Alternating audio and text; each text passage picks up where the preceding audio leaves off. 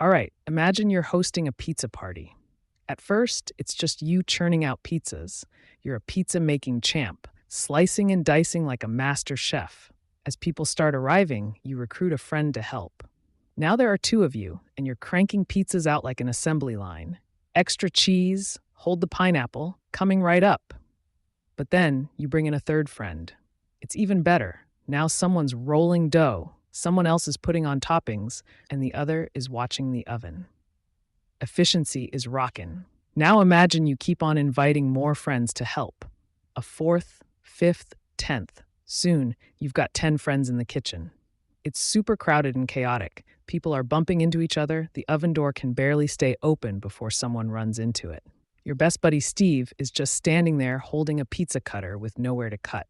In economics, this is known as the Law of Diminishing Marginal Returns. It basically means that as you keep adding more workers to the same fixed resource, in this case your tiny kitchen or the one single oven, each additional worker contributes less and less to the overall output.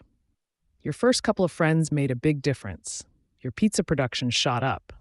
But by the time Steve rolled in, all he could do was stand there, unsure of what to do next. Think of it like this. Every additional friend you recruit to your pizza-making squad brings less to the table because the kitchen capacity doesn't change.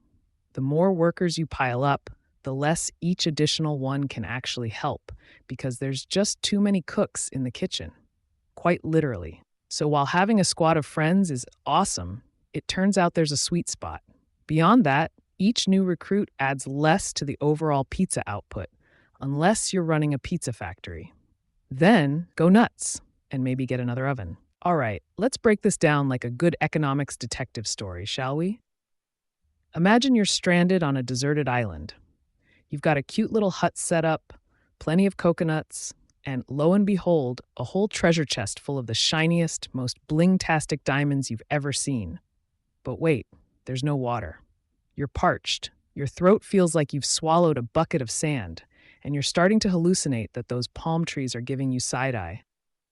Now, if someone swoops in and offers you a jug of fresh, cool water in exchange for some of your diamonds, you'd probably hand over those sparkly rocks faster than you can say, hydration is key, right? Here's where we get into some economics lingo. This is all about utility and scarcity. 1. Utility. This is a fancy term for the satisfaction or benefit you get from something. When you're gasping for a drink, water has a sky-high utility. Diamonds? Not so much. You can't drink them, although they are pretty to look at. 2. Scarcity and marginal utility. Now, in everyday life, water is super abundant, at least for most of us. The first glass of water on a hot day is fabulous, but the 10th glass? Meh, not as exciting. It's marginal utility. The extra satisfaction you get from one more unit of something diminishes pretty quickly. Diamonds, on the other hand, are super rare. The thrill of having one is kind of like owning the golden ticket from Willy Wonka's chocolate factory. That rarity keeps their marginal utility relatively high. 3. Value in use versus value in exchange. Here's the kicker. Water has a high value in use because, let's face it, staying alive is pretty valuable. But its value in exchange, what people are willing to pay for it, is relatively low because there's so much of it around. Diamonds flip the script. They have low value in use in your everyday life, unless you plan on impressing your coconut buddies, but a high value in exchange because they are rare and people are willing to pay big bucks for them. So in miniature, diamonds cost more than water because people are willing to pay more for their rarity and because society places high value on them. Yet, if you're thirstier than a camel in a desert, you'd trade those diamonds for water in a heartbeat.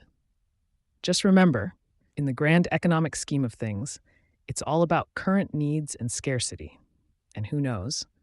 If someone were to invent a life-saving, water-purifying, diamond-orbiting super app, you might end up with the best of both worlds. Economists would then have even more fun trying to explain that one.